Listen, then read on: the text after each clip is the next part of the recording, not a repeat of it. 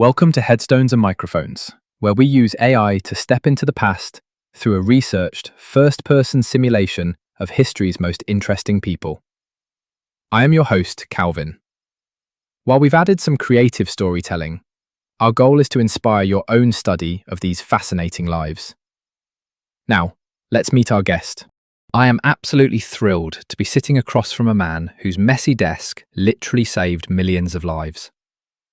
For those who may somehow not know who you are, who are you? I am Alexander Fleming, though most people know me as the fellow who discovered penicillin.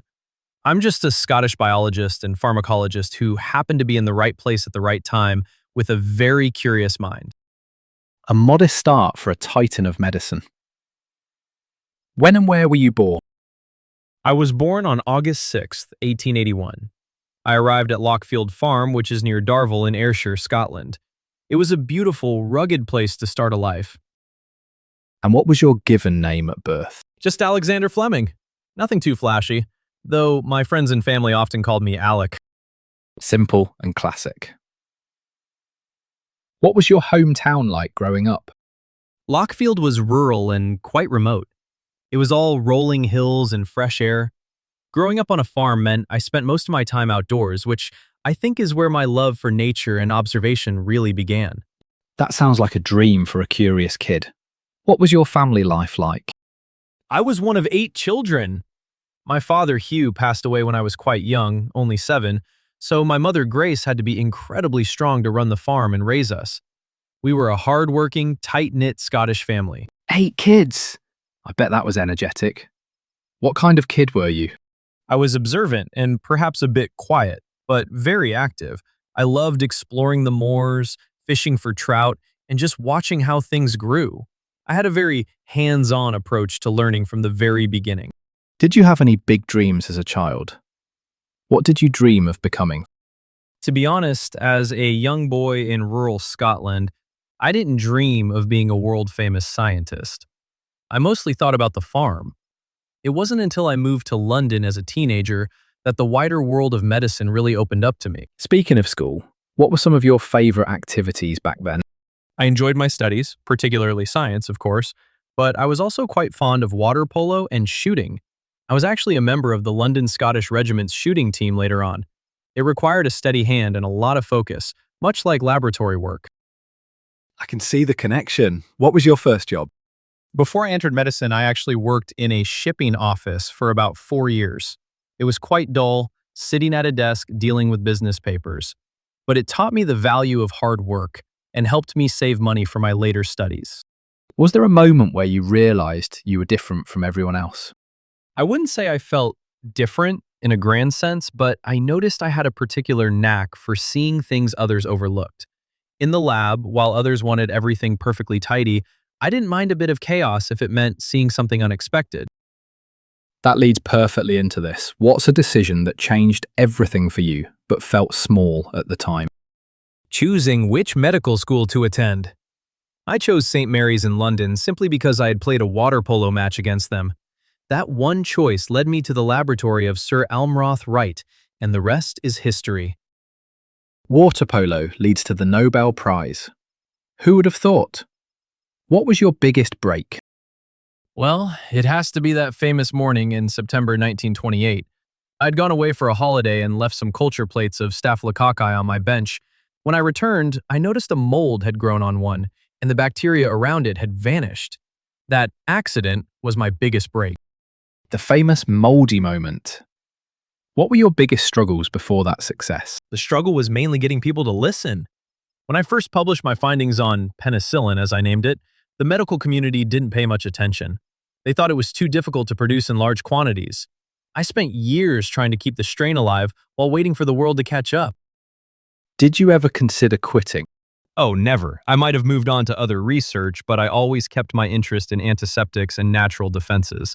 I knew there was something special there. I just needed the right chemists to help me extract it. Were there any specific daily habits or routines that you feel were essential to your success? I was a very late worker. I'd often stay in the lab long after everyone else had gone home. I also believed in playing with my cultures. I'd even make germ paintings by using different colored bacteria to create pictures on agar plates. It kept the work fun. Germ paintings? That is incredible. What job would you have had if fame never happened? I likely would have remained a quiet researcher, or perhaps a doctor in the army. I was very happy in the lab, fame or no fame. How did your relationships change after you became a household name? I became very busy. I was traveling the world giving lectures and meeting heads of state, but I always tried to stay close to my colleagues at St. Mary's and my family. My first wife, Sarah, was a great support through all those hectic years. Did all that fame bring you happiness? Happiness for me came from the work and knowing that people were being cured. The fame itself was a bit overwhelming. I'm a simple Scotsman at heart. I preferred my lab coat to a tuxedo. What misconceptions did people have about you? People often thought I was a genius who planned the whole thing out. In reality, I always said, I did not invent penicillin. Nature did. I only discovered it by accident. Who had the biggest influence on your life? Sir Almroth Wright, definitely. He was a pioneer in immunology and my mentor at St. Mary's. He taught me the rigor of research, even if we didn't always agree on everything. What was life like in your final years? I stayed very active. I continued to work and travel right up until the end. I was the rector of Edinburgh University, which was a great honor for a boy from Ayrshire. When and where did you pass away? I died of a heart attack on March 11th, 1955 in London.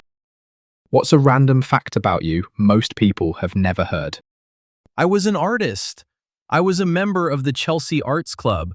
I used to create those bacterial paintings I mentioned, but I also loved sketching and painting with more traditional media. What was your favourite food? Oh, I was always partial to a good Scottish meal. A nice piece of fish or a simple soup always hit the spot after a long day in the lab. Did you have any known rivalries? Not rivalries in a bitter sense, but there was certainly a race to stabilize penicillin. I have the greatest respect for Howard Florey and Ernst Chain, who did the hard work of turning my discovery into a usable medicine. We shared the Nobel Prize, and deservedly so. What advice would you give people chasing success? Never neglect an extraordinary appearance. If something looks strange or wrong in your work, don't just throw it away. Investigate it. Success often hides in the things we didn't expect to find. That is profound advice. Sir Alexander, do you have any closing remarks or stories you'd like to share with our listeners before we sign off?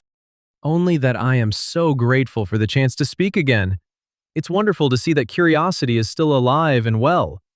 Science is a grand adventure, and I hope everyone listening finds their own moldy plate that changes the world for the better. Thank you for having me, Calvin. It has been an absolute honour, Sir Alexander. Thank you for your time and your incredible contribution to humanity. And that wraps up another conversation from Beyond the Grave.